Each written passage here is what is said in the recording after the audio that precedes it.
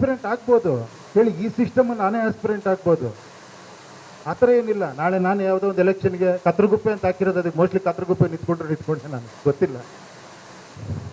ಹಾಂ ಹಾಂ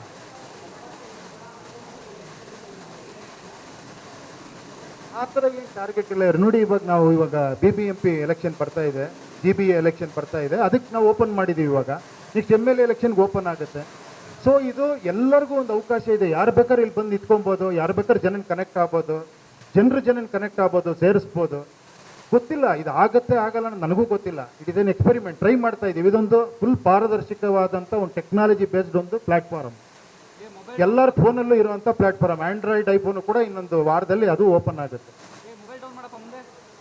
brother mobile down ಮಾಡಿ ಬ್ರದರ್, ನಿಂದೆ ಬ್ರದರ್ ಡೌನ್ ಮಾಡು, ಫ್ರೇಮ್ ಬರ್ತದೆ ನಿಂದೆ.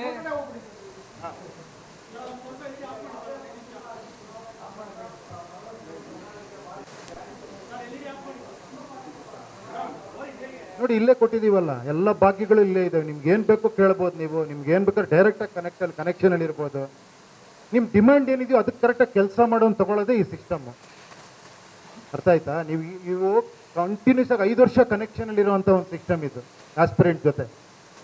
ಅದು ಬರೀ ಎಲೆಕ್ಷನ್ ಟೈಮಲ್ಲಿ ಬರ್ತಾರೆ, ಆಮೇಲೆ ಎಲೆಕ್ಷನ್ ಗೆದ್ರ ಮೇಲೆ ಅವ್ರು ಸಿಗಲ್ಲ ಅಥವಾ ಕನೆಕ್ಟ್ ಮಾಡೋಕ್ಕಾಗಲ್ಲ. ಆ ಥರ ಎಲ್ಲ ಇದ್ದಾಗ ಇನ್ನೊಂದು ಸಿಂಪಲ್ ಆಗಿ ಹೇಳ್ತೀನಿ ಕೇಳಿ, ಎಲ್ಲ ಎಷ್ಟೊಂದು ರಿಫಾರ್ಮ್ಸ್ ಆಗಿದೆ. ಬರ್ತಾ ಇದೆ, ಎಷ್ಟೊಂದು ಒಂದು ಯಾವುದೋ ಟೈಪ್ ರೈಟರ್ ಇದ್ದ ಕಾಲದಲ್ಲಿ ಕಂಪ್ಯೂಟರ್ ಬಂತು, ಕಂಪ್ಯೂಟರ್ ಆದಮೇಲೆ ಇನ್ನೊಂದು ಬಂತು. ಎಲ್ಲ ಇದರಲ್ಲೂ ರಿಫಾರ್ಮ್ಸ್ ಆಗ್ತಾ ಇದೆ. ಹಂಗೆ ಪಾಲಿಟಿಕ್ಸಲ್ಲಿ ರಿಫಾರ್ಮ್ಸ್ ಆಗಬೇಕೋ ಇಲ್ವೋ, ಆಗ್ಬೇಕು ತಾನೆ. ಆ ಥರ ಒಂದು ಪ್ರಯತ್ನ ಅಷ್ಟೇ ಇದು. ನೋಡೋಣ, ನಾಳೆ ಇದು ಜನರ ಮೇಲೆ ಡಿಪೆಂಡೆಂಟ್ ಆಗುತ್ತೆ. ಏನು ಗುರುವೇ?